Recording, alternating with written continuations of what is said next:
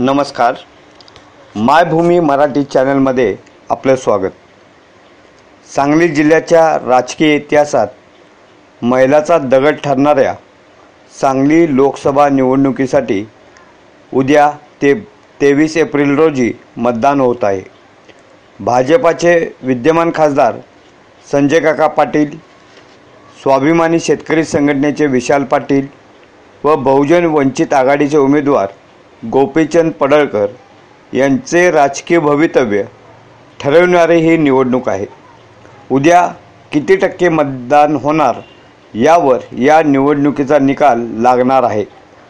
कायदा व सुव्यवस्थेला बाधा लागू न देता मोठ्या संख्येने मतदान करून राष्ट्रीय लोकशाही उत्सव साजरा करावा असे आवाहन जिल्हाधिकारी डॉक्टर अभिजित चौधरी व जिल्हा पोलीस प्रमुख सुहेल शर्मा यांनी केले आहे. कोणतेही अफवा अथवा आमिषाला बळी न पडता उत्स्फूर्त मतदानाचा हक्क बजावावा व आपले राष्ट्रीय कर्तव्य पार पाडावे असे आवाहनही त्यांनी केले आहे. मतदान प्रक्रियेसाठी सर्व यंत्रणा सज्ज झाली आहे. सर्व मतदान केंद्रावर मोठा पोलीस बंदोबस्त तैनात करण्यात आला आहे. संवेदनशील मतदान केंद्रावर पोलिसांची करडी नजर राहणार आहे. गतवेळी खासदार संजय काकांनी आजपर्यंतचा मताधिक्यांचा विक्रम मोडला होता. यावेळी त्यांच्यापुढे विशाल पाटील व गोपीचंद पडळकर यांचे तगडे आव्हान उभे राहिले आहे. त्यामुळे ही निवडणूक सांगली जिल्ह्याच्या राजकारणात वैशिष्ट्यपूर्ण ठरणार आहे.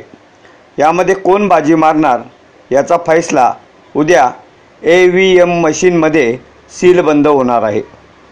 उद्या किती टक्के मतदान होणार यावर निवडणूक निकालाचे आडाखे बांधले जाणार आहेत. त्यामुळे सर्व उमेदवार जास्तीत जास्त मतदान कसे होईल हे पाहत आहेत.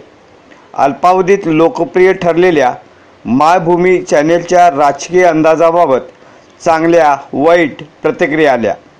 काही असो, आपण आपल्या भावना मन मोकळेपणाने व्यक्त केल्याबद्दल मी आपला आभारी आहे. आपले मत मांडणे हा लोकशाहीने दिलेला अधिकार आहे. त्यापेक्षा सर्वोच्च अधिकार आपणास मतदानाने दिला आहे. त्यामुळे उद्या जास्तीत जास्त मतदान करा आणि राजकीय हायडवायर संपवून राष्ट्रीय उत्सवाचा गुलाल उधळा, एवढीच आमची कळकळीची विनंती. नमस्कार.